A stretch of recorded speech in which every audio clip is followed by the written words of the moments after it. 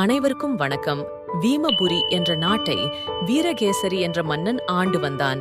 அவன் நீதியும் நேர்மையும் தவறாமல் ஆட்சி செய்து வந்ததால் அவன் நாட்டு மக்கள் பயமும் கவலையும் இன்றி மகிழ்ச்சியாக வாழ்ந்து வந்தார்கள். அந்த அரசன் தன் நாட்டு மக்களின் செயல்களை கண்காணிக்க மாறுவேடம் அணிந்து செல்வது வழக்கம். அவ்வாறு அவன் மாறுவேடம் அணிந்து செல்லும்போது வழியில் உழவன் ஒருவன் வயலில் உழுது கொண்டிருப்பதை பார்த்தான். அவனை கண்ட மாறு வேடத்தில் இருந்த அரசன், எல்லாம் வல்ல இறைவன் உனக்கு நல்ல வலிமையையும் நீண்ட வாழ்நாளையும் வழங்குவானாக என்று வாழ்த்தினான்.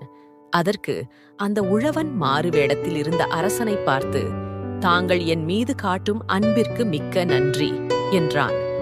நிலத்தில் எவ்வளவு வருமானம் கிடைக்கிறது என்று மாறுவேடத்தில் இருந்த அரசன் அந்த உழவனிடம் கேட்டான்.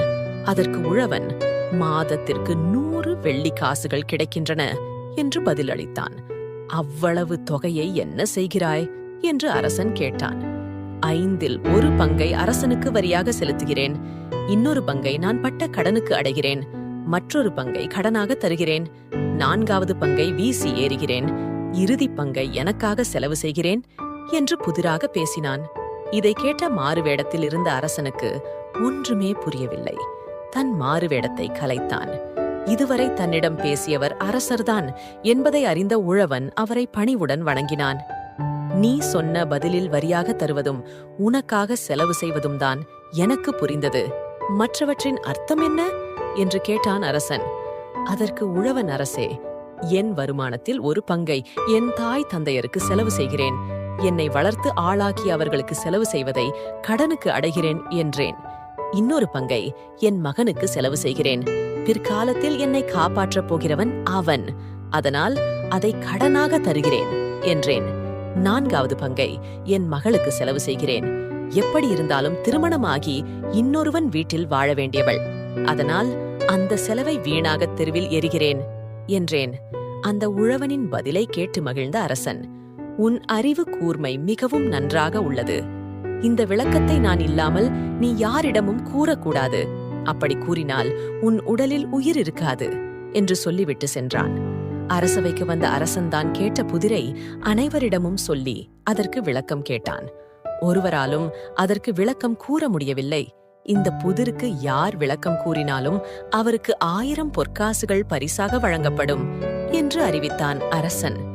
அரசனுக்கு இந்த புதிரை கூறியவர் யார் என்பதை அறிந்து கொண்டான். அமைச்சர்களுள் ஒருவன். அந்த அமைச்சர் நேராக அந்த உழவனிடம் சென்றான்.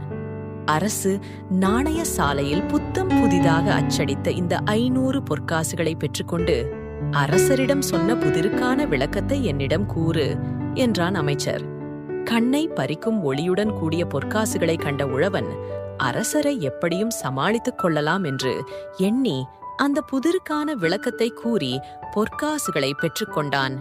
அரண்மனை திரும்பிய அமைச்சர் நேரடியாக அரசனிடம் சென்று புதிருக்கான விளக்கத்தை கூறினான்.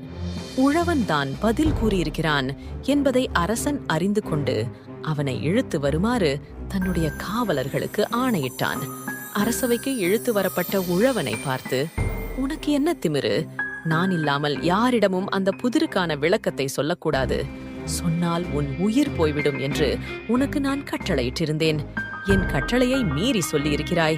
உன் உயிரை இப்பொழுது யார் காப்பாற்றப் போகிறார் என்று பார்ப்போம் என்று கோபத்துடன் கேட்டான் அரசன். அதற்கு அந்த உழவன் அரசனை பார்த்து, அரசே, நான் சொல்வதை கேளுங்கள். என் மீது எந்த தவறும் இல்லை என்று பணிவாக கூறினான். உழவன். அதற்கு அரசன், நான் இல்லாமல் யாரிடமும் இந்த புதிருக்கான பதில் சொல்லக்கூடாது என்றேன் அல்லவா என்று கத்தினான்.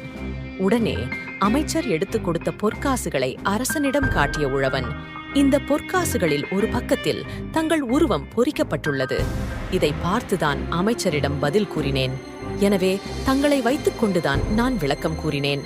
தங்கள் கட்டளையை நான் எந்த வகையிலும் மீறவில்லை என்று கூறினான். உழவனின் அறிவு கூர்மையை அறிந்த அரசன் அவனுக்கு பரிசுகள் பல தந்து அனுப்பி வைத்தான்.